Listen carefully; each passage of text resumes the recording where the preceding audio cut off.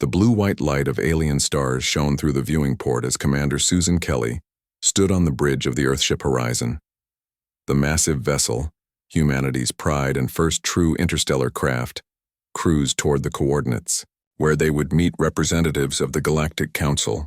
After centuries of looking up at the stars and wondering, humans were about to take their place among the spacefaring races. "Coming up on final approach, Commander," said Lieutenant Dan Miller from the pilot's seat.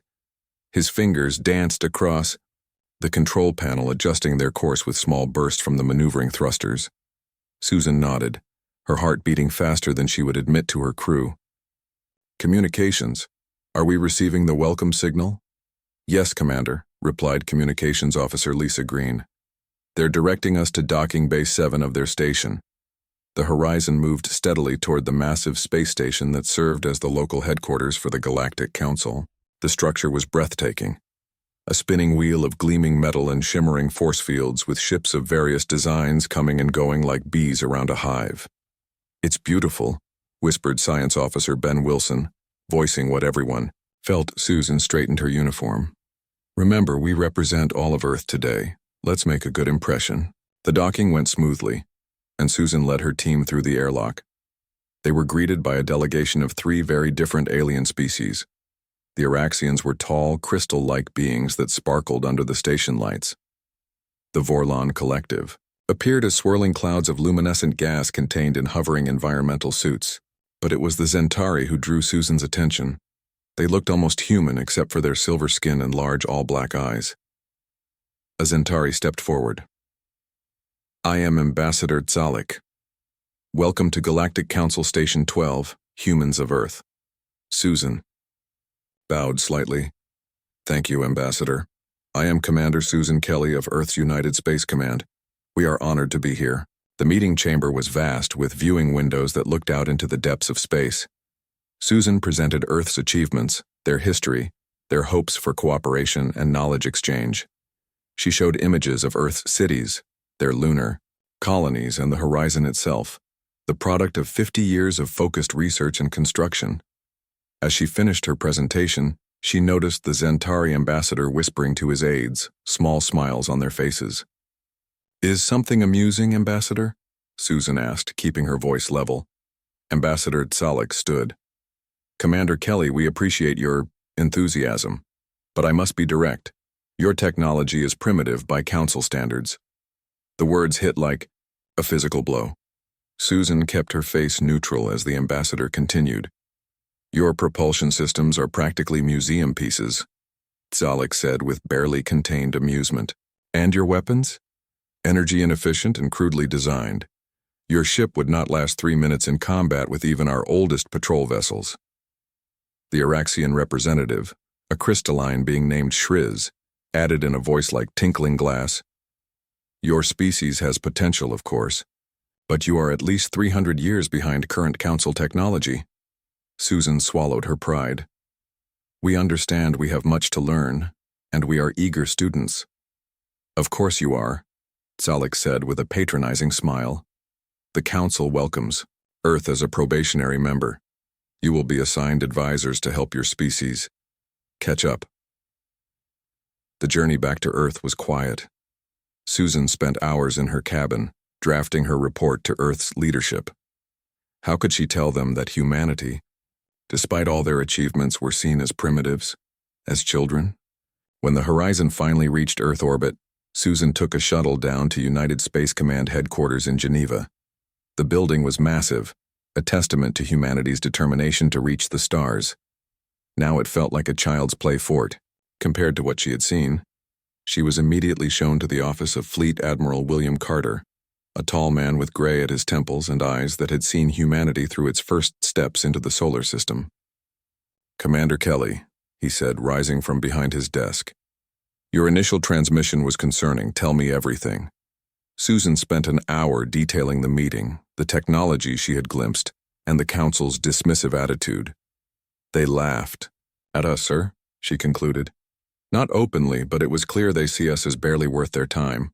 Admiral Carter was quiet for a long moment. Then, surprisingly, he smiled. "Perfect," he said.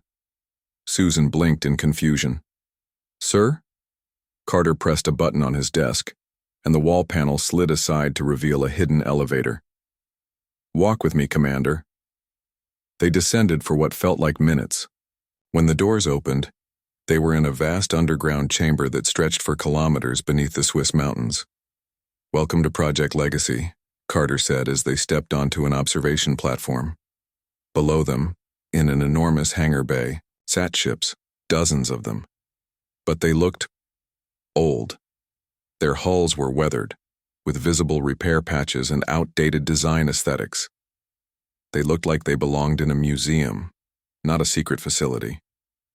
"I don't understand," Susan said, looking at the fleet of apparently ancient vessels. Carter's eyes gleamed.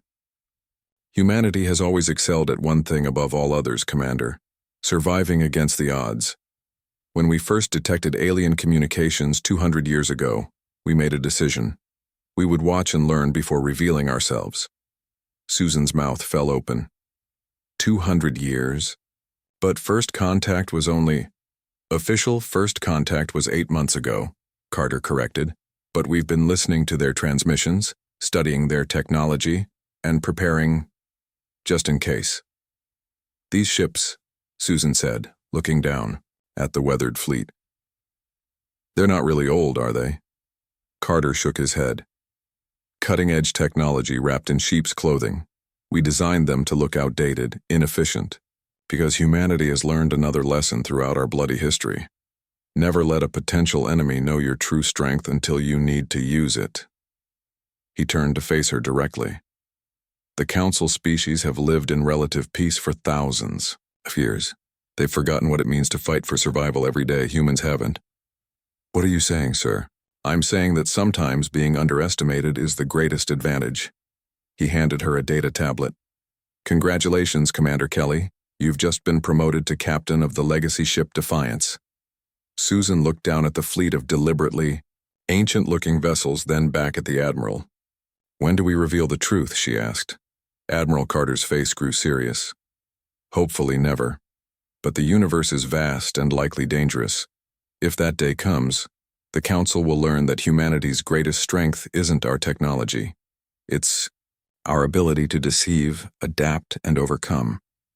In a secret facility beneath the Pacific Ocean, engineers led by Dr. Alan Morris and Chief Engineer Patricia Ward were already preparing the legacy fleet for deployment.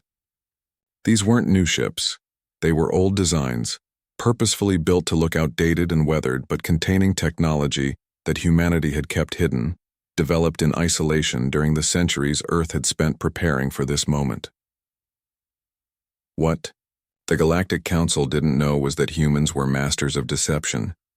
And sometimes the oldest-looking ships in the fleet were the most dangerous of all. 6 months passed since first contact. Captain Susan Kelly had spent most of that time training with her new crew aboard the Defiance, the flagship of Earth's secret legacy fleet. From the outside, the Defiance looked like an outdated rust bucket, with visible welding seams and patched hull plates. Inside was a different story. "Run the simulation again," Susan ordered as she stood on the bridge. Around her, crew members worked at stations that looked simple but contained technology far beyond what Earth had revealed to the Galactic Council. "Yes, Captain," replied First Officer Jack Harris. "Combat Simulation Alpha 9, beginning now." The view screen showed digital enemies approaching, ships modeled after Council designs but faster and stronger than anything the Council had shown humans. The Defiance responded instantly to commands, its apparent sluggishness vanishing as hidden. Engines roared to life in the simulation. "Weapons hot," called out Weapons Officer Maria Diaz. Her fingers danced across controls that looked ancient but responded with perfect precision. In the simulation, the Defiance destroyed 3 enemy vessels in quick succession, using attack patterns that would be impossible with the level of technology humans had claimed to possess. "Simulation complete," announced the ship's AI, named Echo. "All targets neutralized, mission success." Susan nodded with satisfaction. "We're getting better, but we're still not ready for..." A loud alarm interrupted her. The communications panel flashed red. "Captain, we're receiving an emergency transmission from Admiral Carter," said Communications Officer Frank Cooper. "Priority 1. Susan felt her heart skip. Priority 1 meant only one thing: real trouble. Put it through. Admiral Carter's face appeared on the main screen. His expression was grim. Captain Kelly, the Rachnar have attacked the Galactic Council. The bridge fell silent. The Rachnar were unknown to humans before this moment. Who are the Rachnar, sir? Susan asked. A previously uncontacted species from beyond Council space, Carter explained. They've attacked 3 Council worlds with technology that far surpasses anything the Council possesses. The Council defense fleet has been almost completely destroyed. Susan felt a chill run down her spine. If something could destroy the Council's advanced ships, what are our orders, Admiral? The Council has sent out a distress call to all allied worlds, including Earth. They're advising everyone to evacuate outer colonies and prepare for possible annihilation. President Russell has convened an emergency session of the United Earth Government. The Admiral's image flickered as he leaned closer to the camera. This is the moment we've been preparing for, Captain. The Legacy Fleet is being activated. All 50 ships. Report to Geneva immediately for a final briefing. 12 hours later, Susan stood in the underground war room with 49 other captains. The room was filled with humanity's best, men and women who had trained in secret for years for a moment they hoped would never come. At the front of the room, President Olivia Russell spoke with conviction. The Galactic Council is facing extinction. They've asked for our help. Some advisors suggest we should hide, keep our true capabilities secret until we know more about this enemy. She looked around the room. But that is not who we are. Humanity does not hide when innocents are in danger. Admiral Carter stepped forward. The Legacy Fleet will launch immediately. Our mission is to assist the Council's remaining ships and engage the Rachnar fleet. Captain Kelly will command the flagship Defiance. Captain Paul Jackson will lead the support vessel Resilience. He brought up a holographic display showing the current position of the Council survivors and the approaching Rachnar fleet. Remember, your training, Carter said firmly. Maintain the deception until the last possible moment. Let the Rachnar see old, slow ships. Let them underestimate us, just as the Council did. That will be our advantage. As the meeting ended, Susan found herself standing next to Captain Jackson of the Resilience. Ready for this? He asked quietly. Susan considered the question. We've trained for years, but nothing can prepare you for real combat against an unknown enemy. Jackson nodded. My grandfather fought in the Middle Eastern wars. He told me something I never forgot. The best weapon is the one your enemy doesn't know you have. The Legacy Fleet launched from Earth the next day. To anyone watching, they would have seemed like desperate, outdated vessels, humanity's last pitiful attempt to help. The ships deliberately maintained a slow, lumbering pace as they moved through the solar system, and then activated their jump drives, another technology humans had kept hidden. In her captain's quarters aboard the Defiance, Susan reviewed the data they had received about the Rachnar. The images were terrifying. Massive black ships shaped like jagged spears, weapons that could tear through Council shields like paper, and devastated planets left in their wake. There was a knock at her door. Enter, she called. Chief Engineer Patricia Ward stepped in holding a data pad. Final systems check is complete, Captain. Everything is functioning perfectly, though from the outside, we look like we're barely holding together. Susan smiled. That's the idea, Chief. How are the special modifications coming along? Patricia grinned. The phase shift system is ready. When activated, we'll be able to create multiple sensor ghosts of the Defiance. The Rachnar won't know which one is real until it's too late. And the weapons? Gravitic lances, quantum torpedoes, and plasma cascades are all online but hidden behind false panels. From the outside, it looks like we're running ancient chemical rockets and basic railguns. Susan nodded, satisfied. Perfect. The greatest trick humanity ever pulled was convincing the galaxy we were technologically backwards. After 3 days of travel, the Legacy Fleet arrived at the designated coordinates. The remaining Council ships, only 7 had survived the initial Rachnar attack, were already preparing to retreat further. A transmission came through immediately. It was Ambassador Tzalik, his silver face lined with stress and fear. "Commander, Kelly, what is the meaning of this?" he demanded. "We asked Earth for assistance and you send junkyard scrap? These vessels look centuries old." Susan kept her expression neutral. "We've sent what we have, Ambassador. Earth stands with the Galactic Council." Another transmission cut in. A stern-faced alien with blue skin and 6 eyes appeared on screen. "I am Military Commander Jaxid of the Zentari Defense Force. Return to your planet, humans. These relics will only add to the debris field when the Rachnar arrive." Susan shared a knowing look with her bridge crew before responding calmly. "We understand your concern, Commander Jaxid, but perhaps you'd like to observe what these ancient ships can do before dismissing them." As if on cue, the ship's sensors blared an alarm. "Captain," called out Sensor Officer Greg Evans. "Multiple jump signatures detected. The Rachnar attack fleet has arrived."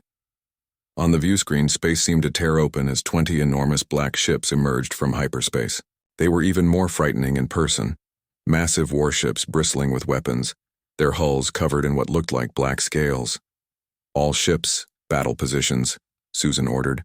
"But remember, maintain the deception until my command." The Rachnar fleet moved toward them with terrifying speed. The Council's remaining 7 ships began to fire, their advanced weapons barely scratching the black hulls of the enemy vessels. Communication Officer Cooper looked up from his station. "Captain, the Rachnar are hailing us. They're laughing." Susan's eyes narrowed. "Put it through." A harsh, guttural voice filled the bridge. "Primitive vessels, you will be destroyed. Your hulls are weak. Your weapons are useless. This is the fate of all who oppose the Rachnar Dominion." Susan glanced at her crew. Each one nodded, ready for what came next. "You know," Susan said calmly to the Rachnar commander, "on Earth, we have an old saying, never judge a book by its cover." She pressed a button on her command chair. "All ships, protocol revelation now." "Protocol revelation. Now." Susan's command echoed across the comm system to all 50 ships of Earth's legacy fleet. What happened next left everyone watching in stunned silence. The seemingly ancient human vessels began to transform. Panels that looked like rusted metal slid away, revealing gleaming weapon ports underneath. Engines that had appeared to barely function suddenly flared with brilliant blue energy. The false hull pieces fell away, showing sleek, advanced designs hidden beneath. On the bridge of the Defiance, Susan allowed herself a small smile as she watched the Council representatives' shocked faces on the view screen. What is happening?" Ambassador Tzalik stammered, his silver skin paling even further. "The real Earth fleet," Susan replied simply. "Computer, disengage all camouflage systems and bring weapons online." The bridge around her transformed. As well. What had looked like outdated control panels and basic displays morphed into advanced holographic interfaces. The lighting changed from harsh fluorescence to a soft blue glow as hidden systems came online. Chief Engineer Patricia Ward's voice came over the comm. "All systems green, Captain. Phase shift drive ready. Weapons at full power. True shields activated." Susan stood tall. "Communications, open a channel to all Allied ships." Frank Cooper nodded. "Channel open, Captain." "This is Captain Susan Kelly of the Earth vessel Defiance. To all Council ships, fall back and regroup behind our line. We will engage the Rachnar." She paused, then added, "And to the Rachnar fleet, humanity has a long history of hiding our true capabilities. We learned early that appearing weak when you are strong gives you an advantage." She cut the transmission and turned to her tactical officer, Battle Formation Alpha. "Tell Captain Jackson to take the Resilience and 10 ships to protect the Council vessels. The rest of the fleet will follow my lead." "Yes, Captain," came the responses from around the bridge. The Legacy fleet moved with impossible speed and precision.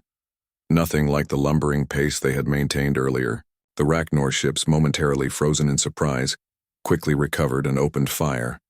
Massive energy beams lanced toward the human ships, but they never hit their targets. The Earth vessels seemed to flicker and jump, appearing in multiple places, at once thanks to their phase shift technology. First wave, engage with gravitic lances, Susan ordered. Second wave, prepare quantum torpedoes.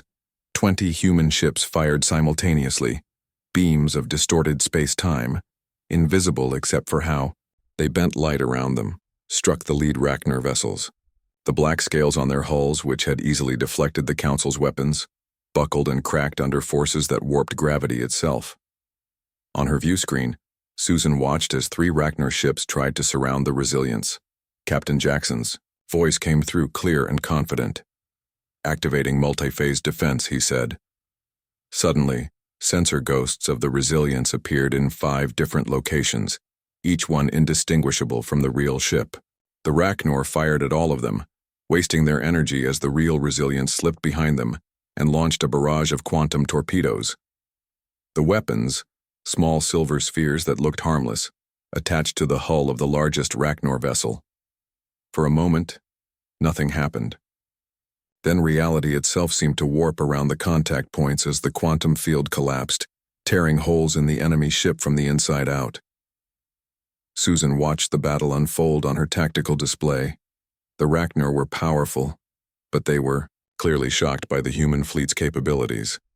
They had expected easy targets and found themselves facing technology they didn't understand.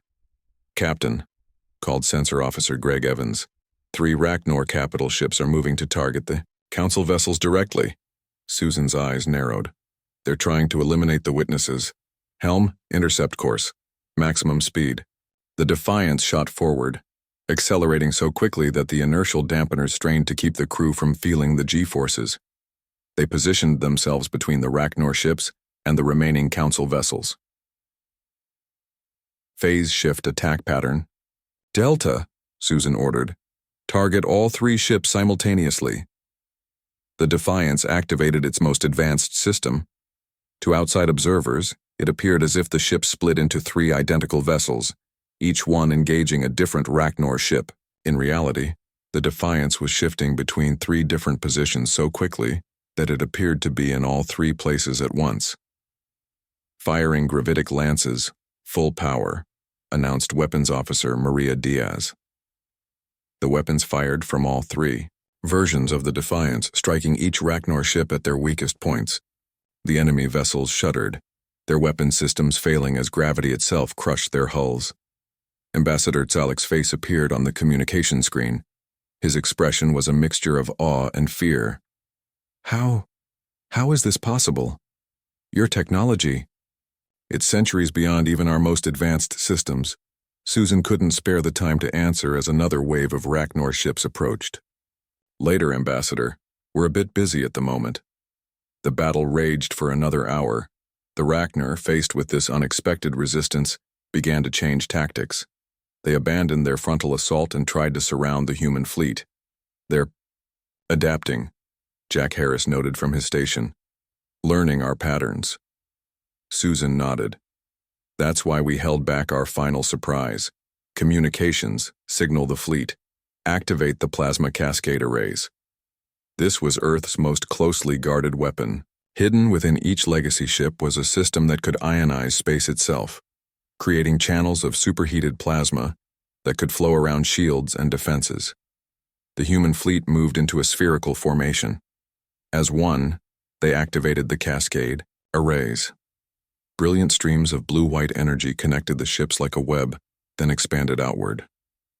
The plasma followed the ionized paths, flowing between the ships and then striking out at the Rachnar vessels. The effect was devastating. The white plasma ignored the Rachnar shields completely, flowing across their hulls and eating through the black scales like acid through paper. The enemy ships tried to retreat, but the plasma followed them, guided by the ionization field. Susan watched as the remaining Rachnar vessels struggled to escape. "Target their engines," she ordered. "Disable, don't destroy. We want prisoners." The Defiance fired precise shots, knocking out the propulsion systems of the nearest Rachnar ship. 2 other human vessels did the same to different targets. Finally, after what seemed like an eternity of battle, the remaining Rachnar ships jumped away, retreating into hyperspace. They left behind 7 disabled vessels and the debris of those that had been destroyed A cheer went up across the bridge of the Defiance. Susan allowed her crew their moment of celebration before bringing them back to focus. "Damage report," she called out. "Minor damage to decks 3 and 4, reported Chief Engineer Ward. 2 injuries reported, no fatalities. Phase shift system is overheated but functional. All other systems operating within normal parameters." Susan nodded, relieved. "Communications status of the rest of the fleet." Frank Cooper checked his console. 3 ships reporting moderate damage. The Resilience took a direct hit, but their backup systems engaged successfully. "No ships lost, Captain." It was better than Susan had dared hope. They had faced an enemy that had decimated the Galactic Council's fleet, and they had not only survived but won decisively. "Captain," Cooper said, "we're receiving transmissions from all the Council ships. They're asking to speak with you." Susan took a deep breath. The secret was out now. Earth's true technological capabilities were on display for the entire galaxy to see. "Put them through," she said, straightening her uniform. The view screen filled with the faces of the Council, representatives. Ambassador Zalek was at the center, his expression unreadable. "Captain Kelly," he said formally, "the Galactic Council requests your presence for an emergency session aboard our flagship. We have much to discuss." Susan nodded. "We'll be there, Ambassador, and yes, we do have much to explain." As the transmission ended, Jack Harris moved to stand beside her. "So much for keeping our technology secret," he said quietly. Susan smiled slightly. "Some secrets are worth revealing if it means saving lives." She looked around at her crew. "Besides, I think we've earned some respect today." "And what happens now?" Harris asked. Susan looked out at the stars, at the disabled Racnor ships, and at the Council vessels that now approached the human fleet not with condescension, but with newfound respect. "Now," she said, "we negotiate from a position of strength." Captain Susan Kelly stood in the Grand Council chamber aboard the Zentari flagship. The room was circular, with high ceilings and viewing ports that showed the stars outside. Representatives from all Council species were present, their eyes fixed on the human delegation. Admiral William Carter stood beside Susan, along with Captain Paul Jackson of the Resilience and Dr. Alan Morris, the chief scientist behind Project Legacy. They formed a small island of humanity in a sea of alien faces. Ambassador Zalek rose from his seat at the center of the curved table. The silver-skinned Zentari looked different now, the condescension gone from his eyes, replaced with something that looked almost like respect. "Captain Kelly, Admiral Carter, representatives of Earth," he began, his voice echoing in the chamber. "2 days ago, we thought your species was centuries behind us in technology. Today, we stand in your debt. The Council owes you not only an apology, but our gratitude. You saved not only our ships, but potentially our civilization." Admiral Carter stepped forward. "The apology is accepted, Ambassador. But there are things you should understand about humanity." The Admiral looked around the room, making eye contact with each Council representative. "Humanity has always been underestimated. On our world, we evolved as prey animals who became predators through intelligence and cooperation. We've fought wars against ourselves that nearly destroyed us, and each time we emerged stronger." A crystalline Araxian representative chimed in, her voice like tinkling glass. "But why the deception? Why hide your true capabilities from us?" Susan answered this question. "Because that's how we survived on Earth. Our history is filled with stories of civilizations that flaunted their power only to be targeted and destroyed. We learned to be cautious." Dr. Alan Morris stepped forward, activating a holographic display in the center of the room. It showed Earth, then zoomed out to show the surrounding star systems. "When we detected your civilization centuries ago, we watched and learned," he explained. "Our long-range sensors picked up transmissions from Council worlds over 200 years ago. We studied your languages, your technology, your conflicts. We prepared for first contact, but we wanted it on our terms." The revelation stunned the Council. Humans had known about their existence for centuries but had chosen to remain hidden, observing and preparing. "Impossible," said Commander Jacksid, the blue-skinned military leader who had dismissed their ships earlier. Our detection systems would have noticed your observation platforms. Dr. Morris smiled. Not if they were designed to look like space debris or natural formations. Just like our ships were designed to appear primitive while containing our most advanced technology. Susan added, "Deception is an ancient human tactic. When we finally decided to make contact, we chose to appear less advanced than we truly were. We wanted to see how you would treat a species you believed to be technologically inferior." A heavy silence fell over the chamber. Many of the council representatives shifted uncomfortably, remembering their dismissive attitude toward the human delegation. Ambassador Tzalik broke the silence. "And we failed your test." Admiral Carter's expression softened. "It wasn't a test, Ambassador. It was caution. Humanity has encountered too many predators in our history to trust easily."